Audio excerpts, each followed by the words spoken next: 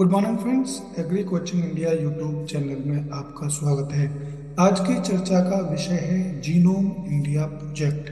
Genome India project हाल ही में डीबीटी यानी डिपार्टमेंट ऑफ बायोटेक्नोलॉजी जैव प्रौद्योगिकी विभाग ने आधिकारिक तौर पर 10,000 जीनोम परियोजनाओं के पूरा होने की घोषणा की है।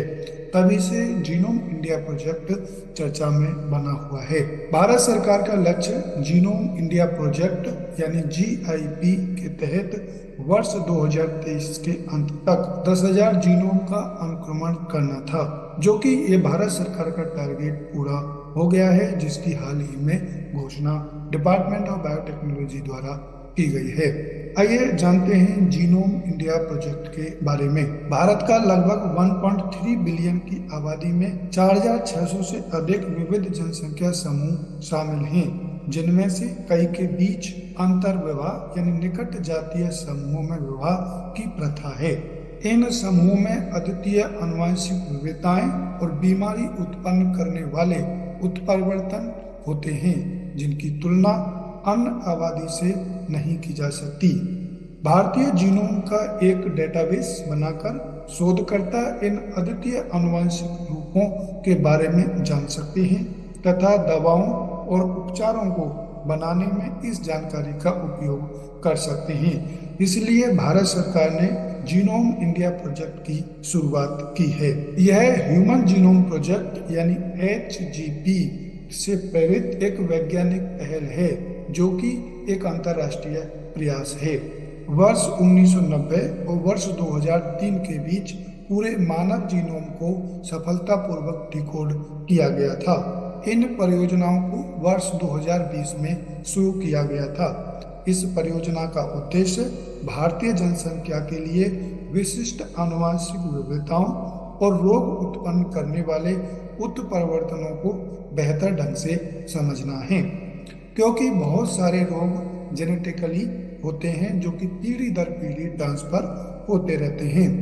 जीनोम इंडिया प्रोजेक्ट में देश भर के 20 संस्थानों का सहयोग शामिल है। आइए जानते हैं जीनोम सीक्वेंसिंग के बारे में। जीनोम सीक्वेंसिंग के तहत डीएनए अणु के भीतर न्यूक्लियोटाइड के सटीक क्रम का पता लगाया जाता है। डीएनए सीक्वेंसिंग के द्वारा बेसिकली हम ये पता लगाते हैं कि डीएनए में एटीजीसी की संख्या उसमें कितनी है और उनका क्रम क्या है। इसके अंतर्गत डीएनए में मौजूद चारों तत्वों यानी एडेनिन, ग्वानिन, साइटोसिन और थाइमिन के क्रम का पता लगाया जाता है, जिसको हम डीएनए सीक्वेंसिंग के नाम से जानते हैं। डीएनए सीक्वेंसिंग यानी डीएनए अनुक्रमण विधि से लोगों की बीमारियों का पता लगाकर उनका समय पर इलाज करना और साथ ही आने वाली पीढ़ी को रोग मुक्त करना संभव है। आइए जानते हैं जीनोम के बारे में, यानी जीनोम किसे कहते हैं। जीनोम किसी भी जीव के डीएनए में विद्यमान समस्त जीनों का अनुक्रम जीनोम कहलाता है। यानी किसी जीव में कितना डीएनए है, कितने उसमें एटीजीसी हैं, वो सभी टोटल एटीजीसी उस जीव का जीनोम कहलाता है। आणविक जीव विज्ञान यानी मॉलिक्यूलर बायोलॉजी और आनुवांशिकी यानी जेनेटिक्स के अनुसार जीन जीवों का आनुवांशिक पदार्थ है, जिसके माध्यम से जीवों के गुण एक पीढ़ी से दूसरी पीढ़ी में पहुंचते रहते हैं, जिसको हम बेसिकली हेरेडिटी कहते हैं। यानी माता पिता के लक्षण उनकी संतान में पहुंचते हैं, जिसको हम हेरेडिटी या आनुवांशिकता कहते हैं। मानव जीनोम में अनुमानतः 80,000 से 1 लाख तक जीन होते हैं। जीन क्या होते हैं कि जो डीएनए का छोटा सा पार्ट होता है, उस पार्ट को हम जीन कहते हैं। जैसे इस पिक्चर में दिखा रखा है कि ये क्रोमोसोम है और क्रोमोसोम्स का छोटा सा पार्ट डीएनए है और डीएनए का भी छोटा सा पार्ट जीन कहलाता है।